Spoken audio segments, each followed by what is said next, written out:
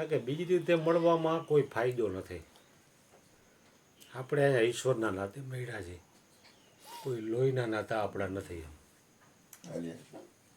કારણ કે લોહીનો નાતો આજ નહીં તો કાલ, કાલ નહીં તો કાળે કરીને તૂટવાનો તૂટવાનો તૂટવાનો. એક સતનો નાતો જેવો અજર અમર છે કે કાયમ છે, નિત્ય છે, પ્રગટ છે. તોય કોણ જાણે આપણને શું છે કે લોહીના નાતા સાચવવામાં આપણે જેટલો સમય બરબાદ કરી છે ને એનો 1% ભાગનો સમય આપણે સતનો નાતો સાચવવામાં નથી કરતા. એટલે ગોથા ખાવા પડે.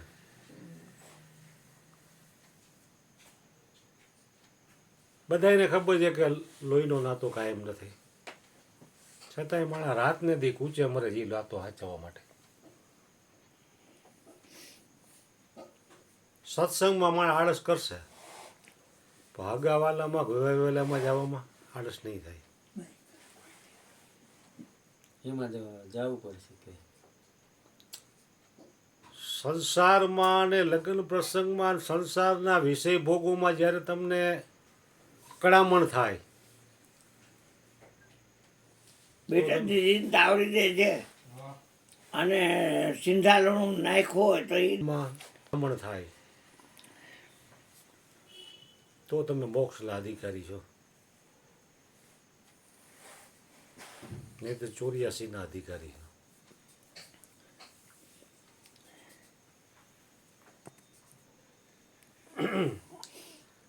મનુષ્યના આંતરશત્રુઓ 6 છે. એમાં ખતરનાકમાં ખતરનાક શત્રુ હોય તો આળસ. જે આજનું કામ કાલ ઉપર કરવા છોડી દે તમને. બોલજો બધા. आलस कबहु न कीजिए, आलस कबहु न कीजिए, आलस कबहु न कीजिए, आलस कबहु न कीजिए, आलस अरिसम जानी, आलस अरिसम जानी, आलस अरिसम जानी, आलस अरिसम जानी, आलस से विद्या घटे, आलस से विद्या घटे, आलस से विद्या घटे, आलस से विद्या घटे, बल बुद्धि की हानि, बल बुद्धि की हानि, बल बुद्धि की हानि. बल बुद्धि की हानि. મહાપુરુષોએ આળસ નથી કરી છે ભાઈ. આલસ કબહુ ન કીજીએ. આલસ હરિસમ જાણી, એટલે હરિ એટલે શત્રુ, શત્રુ સમાન આળસને જાણવી એમ. આલસ સે વિદ્યા ઘટે. બાપુએ પ્રશ્ન કીધો કે અંધારામાં હું દેખાય, તમે કાલે જ યુટ્યુબમાં આપ્યું તમે આજ જવાબ દઈ ગયા.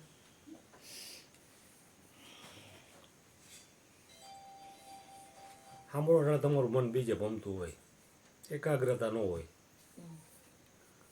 તો જ તમને યાદ ન રહે. એટલે કાલ કહો કે ગાયર કહી દઈએ કેવી યાદ રહે એ રહી જાય. ફલાણા યારી મને તેની ગાયર કાઢી દીધો, મારો કાંઈ વાક નહોતો, એ કેવી યાદ રહી જાય. ગુરુજીને અમુક માણસો કહેતા બાપા તમે ગાન સત્સંગ તો બહુ ઊંચો કરો પણ હું બધું ભૂલાઈ ગયેલું. હરિભાઈ સરબતવાળા સત્સંગ તમારો ટોટ લેવલનો ચાકા જેવો, પણ સારું તમારું સત્સંગ છે ને ભૂલાઈ જાય. તો બાપા ગયા તમારા છોકરા કેટલા, છોકરી કેટલી? તો કે 2 છોકરા ને 1 છોકરી. તો એ તો તને યાદ છે, એ તને કાન જ ભૂલાય. સત્સંગ તને ભૂલાઈ જાય છે, મામા બનાવે મને તું. એટલે જે યાદ નથી રાખવાનું એને આ જીવ ભૂલતો નથી, અને જેને ભૂલવાનું નથી એને યાદ રાખે છે. એટલે નિરાત મહારાજ એક વાણીમાં કીધું, ભૂલવે તોય તું ભૂલીશ નહીં ને, તને લઈને ધંધે વળગાડે રે, કરતા હરતા ઈ છે સ્વામી, કરતા હરતા ઈ છે સ્વામી, મારો સતગુરુ કરે તેમ થાવે રે, રામ સમર લે તારે કાંઈ ફિકર નહીં, તારા સબ દુખડા મટી જાવે રે, રામ સમર લે તારે કાંઈ ફિકર નહીં. વાહ વાહ. જેની યાદી કરવાની, જેની યાદી નથી રાખતા આપણે, અને જે યાદ રાખવાથી બરબાદી થાય એમ જેને આપણે ભૂલતા નથી. યાદી તો આબાદી ને ભૂલ્યા તો બરબાદી. રાવણ બ્રાહ્મણ હતો, શિવનો પરમ ભક્ત હતો, ઉપાસક હતો. એને શિવને રીઝવવામાં એક મસ્તક આખું ધરી દીધું હતું, આપણે ફૂલે નથી ધરી શકતા. આવો વિદ્વાન જ્ઞાની હતો, ત્રિકાળજ્ઞ. આ જ જ્ઞાન એની પાસે હતું, છતાંય માર ક્યાં ખાઈ ગયો.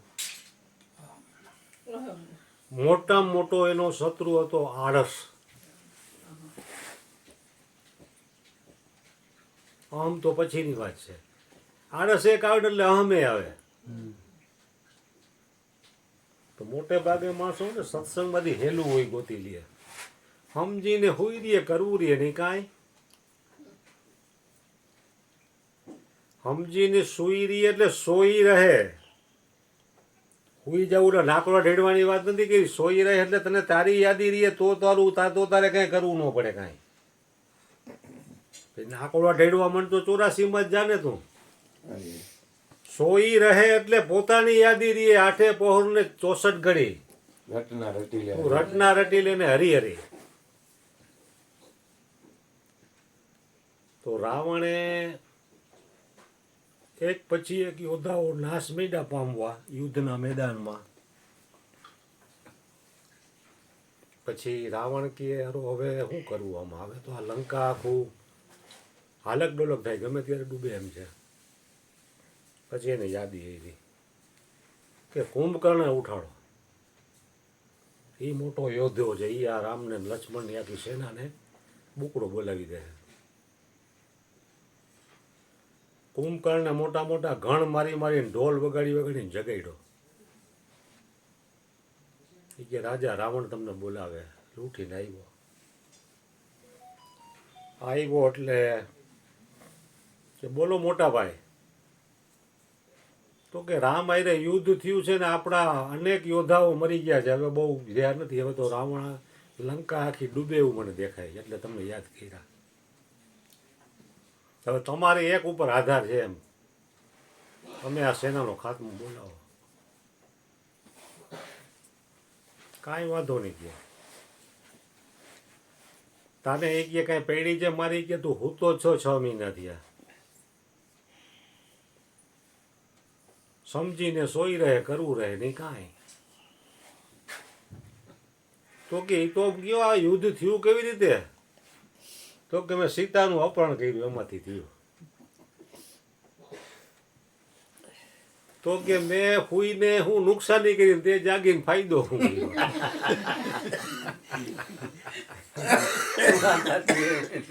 એ કે હું હૂતો તો મારે યુદ્ધ તો ન કરવું પડ્યું, અને તે જાગીને ફાયદો હું કરી લીધો એ મને કહે. અને હું હૂતો તો મેં નુકસાની હું કરી. રાવણને સમજાણું આની વાત સાચી. પછી એક યોદ્ધાઓ નાશ પામવા માંડ્યા. રાવણ છેલ્લા શ્વાસ લેતો હતો એટલે ભગવાન રામ એના ભાઈ લક્ષ્મણને કહે તું રાવણ પાસેથી જ્ઞાન લઈ લે. એ મોટો રાજનીતિજ્ઞ છે, એની પાસેથી રાજનીતિ તું શીખી લે, કારણ કે આપણે પણ રાજા છીએ અયોધ્યા, તો આપણને એ કામ લાગશે. એટલે ભગવાન રામની આજ્ઞાથી લક્ષ્મણ એની પાસે જ્ઞાન લેવા માટે ગયો રાજનીતિનું.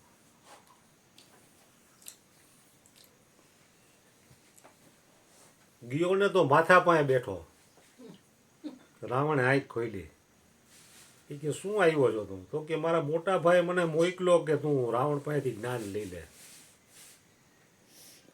મારી તો ઈચ્છા નહોતી કે શત્રુ પાસેથી થોડું જ્ઞાન લેવાય. દુશ્મન પાસે. અરે આ તો મોટા ભાઈની આજ્ઞા હતી ભગવાન રામની, એટલે હું ના ન કહી શક્યો.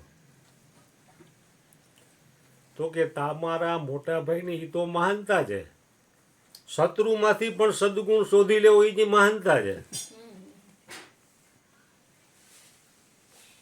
આપણને મહાપુરુષોમાં સદગુણ નથી દેખાતા. લ્યો એમાંય દોષ જોતા હોય આપણે કે હારું બાપુએ આમ ન કરવું જોઈએ, એટલે કાકા એ કરે ને તારે કરવું નથી, કરતા હોય ને તો કરવા દે, કરતા હોય ને જય થઈ જાય. તારી શક્તિ હોય તો દે, ને કે તને ક્યાં કોઈ કહે તું 5,000 લખાવે.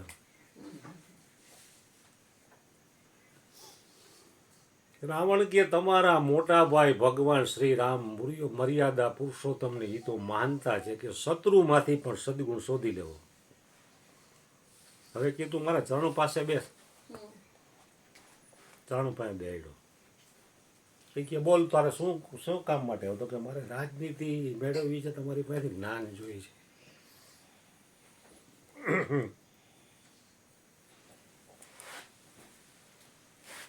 તો કે સીતાનું મેં હરણ કર્યું ને તમે બે ભાઈઓ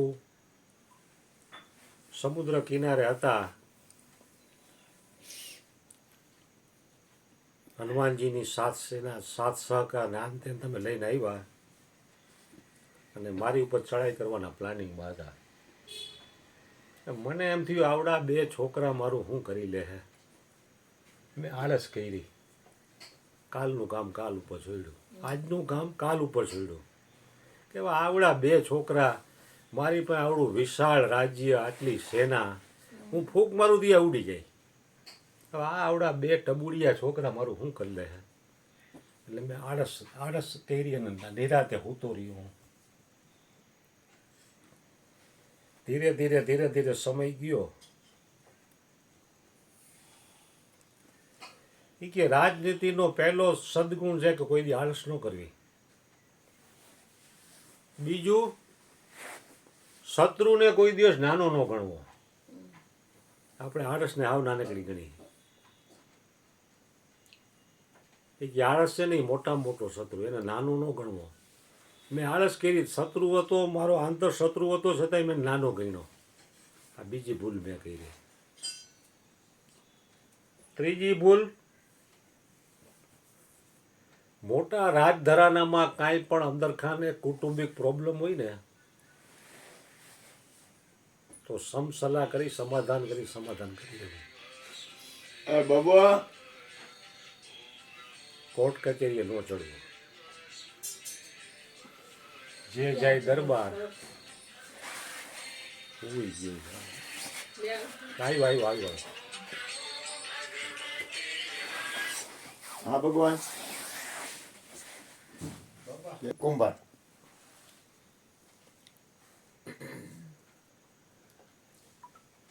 કે મોટા રાજધરાનામાં આવા કાંઈ આંતરિક પ્રોબ્લેમ હોય ને તો સમસલાહ કે સમાધાન ઘરે બેઠે કરી લેવું, પણ જુદા ન પડવું. કે મેં ભૂલ કરી, મારા ભાઈ વિભીષણને મેં પાટું બાંધી કાઢી મૂક્યો કે હારા નમક મારું ખાસ અને રામના ગુણગાન ગાસ, રામ રામ રામ રામનું ભજન કરે, હઠ સાલા નફટ નમક હરામ, એમ કે લાત મારીને કાઢી મૂક્યો. તો એના મોટા ભાઈ આપણે વિભીષણે મોટા ભાઈને કહે રામ ભજે હિત હોઈ તુમારા. વાહ વાહ તો એ જાતા રામનું કલ્યાણ થાય એવી વાત કરી એને. લાત મારીને થઈ ગયો ને તોય વિભીષણ તો વ્યા ગયા. વિભીષણ વ્યા ગયા એટલે એ રામની છાવણીમાં ગયા.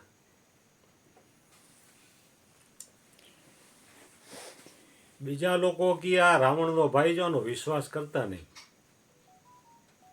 મોરના ઈંડાને ચિતરવા ન પડે, આનો વિશ્વાસ ન કરતા. આ શત્રુનો ભાઈ છે, લંકામાંથી આવે છે. તમારી પાસે આવીને કંઈક જાણીને એને કહે અહીંયા આ રાજનીતિનું રાજનીતિજ્ઞ છે, જાણવા આવ્યો કહેતા નહીં. કારણ કે પ્રભુ રામ તો અંતર્યામી છે,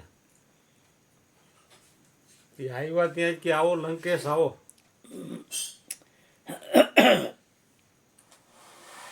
કારણ કે રાવણનો નાશ કર્યા પછી રાજ્ય આને સોંપવાનું હતું લંકાનું. પછી એના ભેગા ભળી ગયા અને રાવણની અમુક ગુપ્ત બાતમી હોય ને મળી ગયા આપવા. રાવણની શક્તિઓ શું છે આ તે, કાંઈક એવો માતાજીનો યજ્ઞ કર્યો જેથી કરીને એ બચી જાય, પણ હનુમાનજી દ્વારા એનો પણ વિધ્વંસ કરાવી નાખ્યો વિભીષણની લાઈન દોરી મુજબ. એવા ઘણા એના પાસા ઉલટાવી નાખ્યા ભગવાન રામ અને હનુમાનજીની સેના દ્વારા, વાનર સેના હતી. હવે તો એ સમુદ્ર પાર કરીને લંકામાં પ્રવેશી ગયા હતા.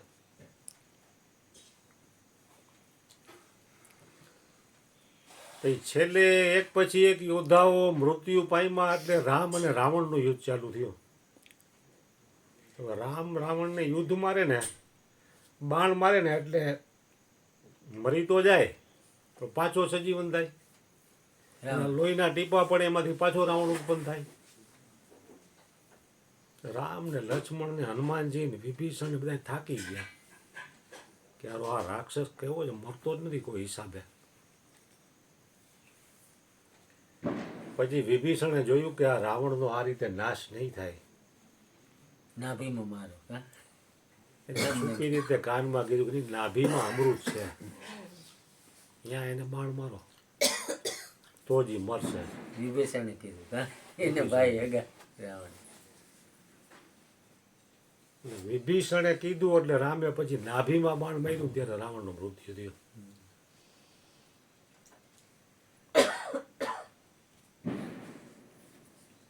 તો આ રાવણની રાજનીતિ હરેક વ્યક્તિને કામ આવે એવી છે. એમાં આપણે અધ્યાત્મના માર્ગે હાલવાવાળા ભક્તો, ગુરુ ભક્તો માટે આળસ છે ને એ મોટો ખતરનાક શત્રુ છે. તમને ભજન કરવાનું ના પડે, હુર આવી જાય. સત્સંગ જાજી વાર સાંભળો એટલે ઊંઘ આવી જાય, ભજન જાજી વાર સાંભળો એટલે ઊંઘ આવડી જાય. આ બાપુને લગ્ની કેટલી 24 કલાક તમે બેહાડો તો ઊંઘ ન આવે, અને આળસ નથી જરાય. આપણે એનો સંગ કરીએ તો એપિસોડ સાંભળશે, સત્સંગ આખી રાત સાંભળી હુવે નહીં. ખબર પડે કાલ રાતે કેટલા વાગ્યા ભજનમાં? સવાર 3-4 વાગે બેઠો હોય, અહીં બેઠો હોય જગ્યાએ બેઠો ત્યાં પછી 5, 5:30, 6 થાય ને પછી હોય. એમાં ફોન આવે તો પાછા ભજન સત્સંગ. એટલે પૈસા કમાવામાં તો આપણે આળસ નથી કરતા, એમાં તો આપણે દેશ છોડીને પરદેશ જવા તૈયાર છે. પૈસા કમાવામાં કોઈ આળસ કરી? અને આમાં આળસ જેમાં ખુદનું કલ્યાણ છુપાયેલું છે, મંગલ છુપાયેલું છે, એમાં આળસ કરવાની. જેમાં નકરી બરબાદી છે એમાં આપણે પાવરધા છે. તો આમાં ગુરુ શું કરે? ગુરુએ તો તમને જ્ઞાન આપી દીધું કે ભાઈ જેને ગોતો છે તું પોતે જો, આવું જ્ઞાન આપી દીધું ગુરુએ. પણ એ પ્રમાણે આપણે જીવનનું બનાવ્યું તેમાં ગુરુનો ક્યાં વાત છે? દ્વારકા 238 કિલોમીટરનું બોર્ડ માર્યું હોય, અહીંયા આપણે શ્રીફળ ને હાકર ને ફૂલના હાર ને અબીલ ગલાલ ને પેડાના પેકેટ ને ટંકોરી લઈને આટા જ ફરી, પ્રદક્ષિણા જ ફરી, તો જન્મારા વેચે તો દ્વારકા આવે. હાલવા માંડી તો આવે આ હોળી ઉપર 8-10 દિવસ તો પહોંચે છે. આ તો કામ કરવું નથી, પગાર જોઈએ. એવું કામ કરવું નથી, પગાર જોઈએ. આજ કોઈને નોકરી આપણે રાખી તો એ પહેલે દી આપણે પગાર દઈ દઈએ અને 5,000 થતો હોય તો આખો મહિનો કામ કરે પછી એને પગાર આપણે આપીએ. અને આમાં કામ નથી કરવું, પગાર જોઈએ. એવો કોઈ શેઠિયો હોય? અમે આરસુના પેટના 2 જણા. બા મામાય ન બોલી, ભાણેજી ન બોલી, અને પછી કે આ 2 જણા નભાવો. એટલે આ તમે મને દયા કરો છો ને હા ભોગ ભેગી ના જતા હું તો હાચું કહું બાબા હો. ગુરુની કૃપા છે.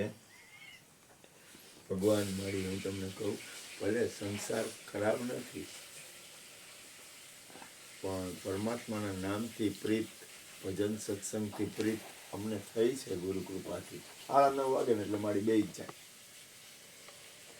5-10 મિનિટ પછી શાંતિથી સ્તુતિ બોલી, ગમે એવું હોય એટલે ગીતાજી લઈ સત્સંગ કરી, 2 ભજન ગાય કાયમ. ઈ કેવડી કૃપા ગુરુની કે ઈ કાયમ એક કરુણા, કાયમ રહેવું એટલે બહુ અઘરું છે. બોલો બોલો, કાયમ સત્સંગ ભજન કરવા એટલે ઈ તો એની કૃપા હોય તો જ થાય, ને તો ન થાય. અને આ તો અહીંયા પાછું વાતાવરણ કેવું છે, સત્સંગ ભજનનું જ વાતાવરણ છે. હમણાં 2 દી પહેલા સવારના પોરમાં બ્રહ્મ મુહૂર્તમાં બેઠો તો શું એવું દિવ્ય વાતાવરણ હતું. તમને એમ થઈ જાય કે વાહ કેટલું કલ્યાણકારી વાતાવરણ છે. શાંતિથી બેઠો તો ગુરુ કૃપા, તો એમ તમને એમ થઈ જાય કે વાહ કેટલી નિર્વાકી સ્થિતિ, દિવ્ય વાતાવરણ લાગે. એ ગુરુની કૃપા છે કે આ તમે બધા આવો છો સત્સંગ ભજન અને કલ્યાણ. બોલો બોલો ગોરધનભાઈ. મોંઘો અવસર તુજને મળ્યો, મોંઘો અવસર તુજને મળ્યો, કરુણા સિંધુ તુજ પર ઢળ્યો, મેલી દે સઘળા વિકાર, આત્મ તત્વ જ તું વિચાર.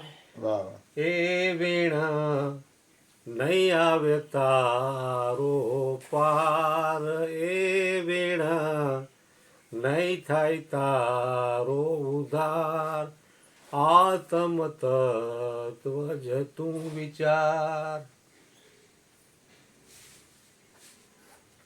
કાલે ગુરુ કૃપાથી બોલું થોડુંક. કાલે મને છે ને થોડુંક તો કાલ સવારથી સત્સંગ ભજન હતું, વચ્ચે બોલું થોડુંક. હા બોલો બોલો, આ છૂટ છે. સત્સંગ ભજન હાલતું હતું એટલે એમાં મને છે ને 2-3 દી પહેલા ભજન માટે આમંત્રણ આવ્યું હતું કે સંતવાણી છે તો ગુરુવારે તમે આવશો.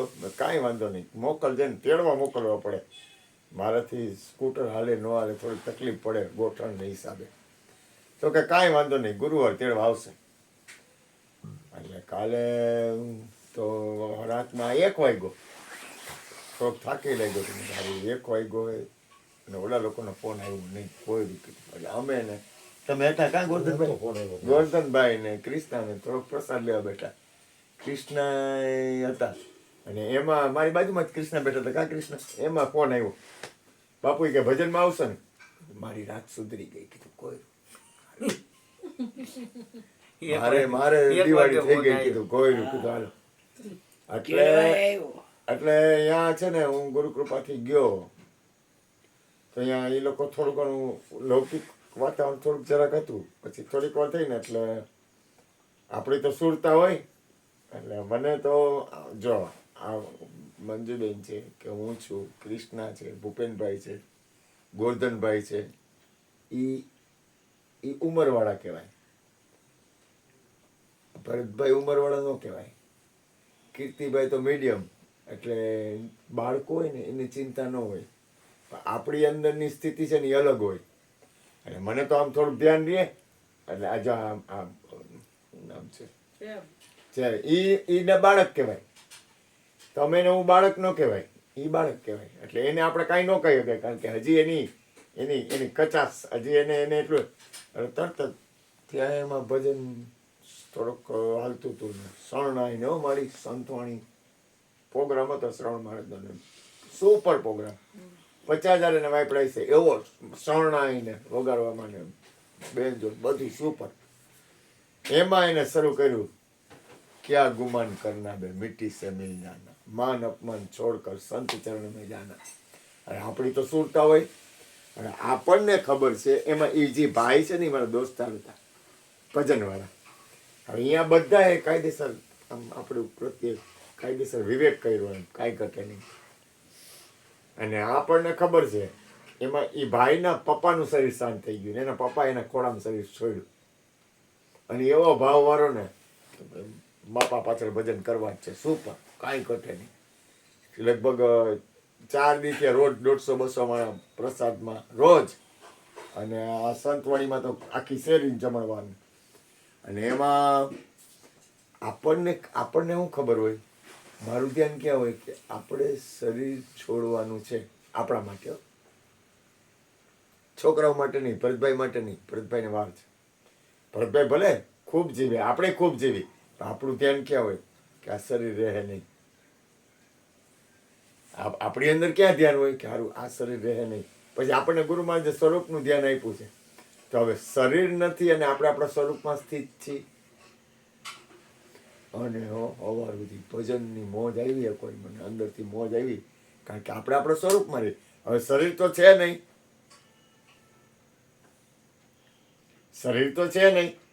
અને શરીર છોડી દીધું ગુરુ કૃપાથી અને થઈ ગયો સીધું સ્વરૂપમાં સ્થિત અને ભજનના શબ્દો સીધા ડાયરેક્ટ મેં કીધું આ શરીર આપણે નથી આ સ્વરૂપ આપણે છીએ અને પછી ભજનના શબ્દો હૃદયમાં ઉતારીને સવારના 6 વાગ્યા સુધી ભજનની મોજ આવી કોઈ કારણ કે દેહભાવ છોડવાનો અને સ્વરૂપમાં રહેવાનું અને એ કેવી રીતે છોડવાનું કે આપણે શરીર નથી ત્યારે આપણે છીએ એ સ્થિતિમાં રહેવાનું ક્યારે તો કે અત્યારે જો પછી નહીં હવે આપણે ટેવ તો પાડવી પડશે મારે કોઈ પણ મારે ક્યાંય બહારગામ જવું હોય તો મારે એની તૈયારી કરવી પડે ને એમ આપણે આ શરીર છોડવાનું છે તો આપણી તૈયારી હું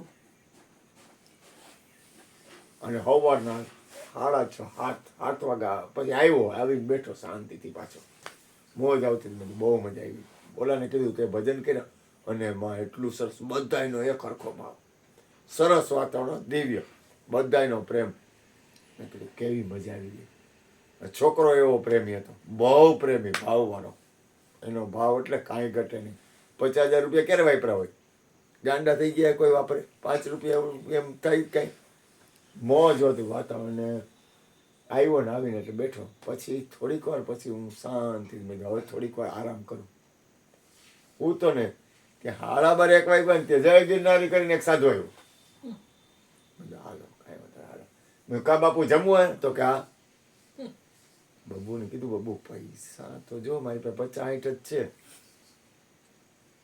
બબુ કે ચિંતા કરજો હું નોટ થોડીક નોટ પડી કામ થઈ ગયું બધે કામ કર 2 થાળી લઈ આવી બાપુને દક્ષિણાના થઈ ગયા થાળીના થઈ ગયા ત્યાં એક બ્રાહ્મણના બેલામાં ઈ જયમાં ત્યાં એક બીજા આવ્યો ઈ જયમાં ત્યાં એક ત્રીજો આવ્યો ઈ જયમાં ચાલુ કામ થઈ ગયું આપણે દી સુધરી ગયો તમારા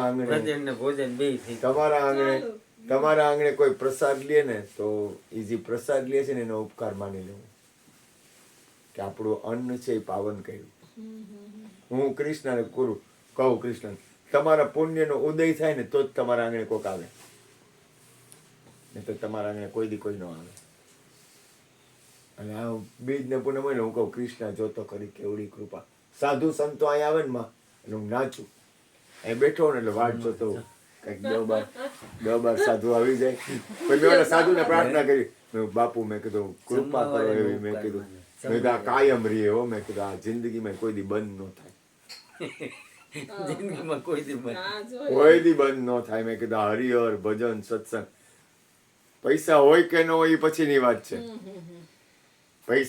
પૈસા નહીં હું તમને કહું માં તો વિવેકી છે આ તો હરજીવન બાપાની અને આ સત્સંગની કૃપા છે એટલે એનામાં વિવેક છે જેની પાસે કરોડો અબજો રૂપિયા છે ને એ લોકો 5 રૂપિયા નથી વાપરી શકતા ગોરધનભાઈ બરોબર આ ગોરધનભાઈ ના જ આગા એટલા છે ને કે જેની પાસે 300 કરોડ 400 કરોડો રૂપિયા પણ એ કોઈને પરમાત્માના ભગવાનના આ હું નથી કહેતો ઈસુ ભગવાન કહેતા